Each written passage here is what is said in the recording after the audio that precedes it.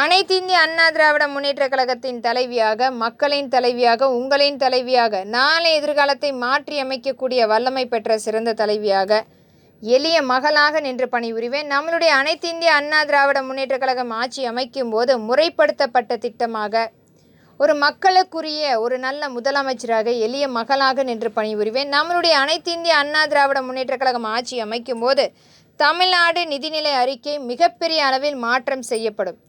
மக்களுடைய கோரிக்கைகளை எடுத்துரைக்கும் வகையில் தனிநபர் நிதிநிலை பாதுகாவலன் சட்டம் முறைப்படுத்தப்படும். இச்சட்டத்தின் கீழ் மக்களுடைய கோரிக்கைகள் அனைத்துமே பதிவிறக்கம் செய்யப்படும்.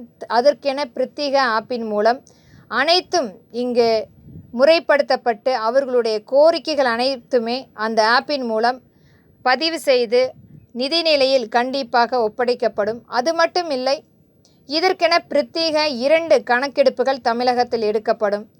அது முறைப்படுத்தப்பட்டு மக்களுடைய வாழ்வாதாரத்தை தெரிந்து கொள்வதற்காக ஒவ்வொரு வீடாக சென்று இந்த கணக்கெடுப்புகள் நடக்கப்படும். அவர்களுடைய தொழில் மற்றும் வீடு, அவர்களுடைய வாழ்வாதாரம், குழந்தைகளுடைய மேம்பாடு, சொத்துக்கள் அனைத்துமே இந்த நிதிநிலை கணக்கெடுப்பில் கண்டிப்பாக ஒரு கட்டாய சட்டமாக எடுக்கப்படும். இதனால் மக்களுடைய மேம்பாடும் அவர்களுடைய இயலாமையை தெரிந்து கொள்வதற்கும் அவர்களுடைய அந்த வாழ்வாதாரத்தை மேம்படுத்துவதற்கும் இந்த கணக்கெடுப்பு முறைப்படுத்தப்படும். இன்றைக்கும் எண்ணற்ற மக்கள் 3 வேளை உணவு அருந்துகிறார்களா, அவர்களுடைய வேலை இருக்கிறதா, விவசாய மக்களுடைய அந்த நிலத்தில் விளைச்சல் இருக்கிறதா, தரிசு நிலங்களாக இருக்கிறதா என்ற எண்ணற்ற கருத்துகளுக்கு ஒரு மிகப்பெரிய ஒரு கேள்விக்குறியமாக மட்டுமே இருந்து கொண்டிருக்கிறது. இது மாறுதல் ஒரு சக்தியாக இந்த கணக்கெடுப்புகள் முறைப்படுத்தப்படும்.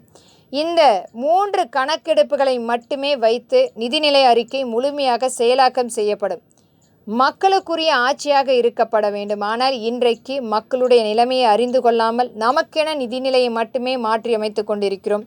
இனி வரும் காலங்களில் நம்மளுடைய அனைத்து இந்திய அண்ணா திராவிட முன்னேற்ற கழகம் ஆட்சி அமைக்கும் போது இந்த முறைப்படுத்தப்பட்ட தனிநபர் நிதிநிலை பாதுகாவலன் சட்டத்தின் கீழ் கொண்டு வந்து முறைப்படுத்தப்பட்ட சட்டமாக நிதிநிலை மாற்றம் செய்யப்படும். இது மக்களுக்கான ஆட்சி என்பதை திறன்பட வலியுறுத்துகிறேன். நன்றி.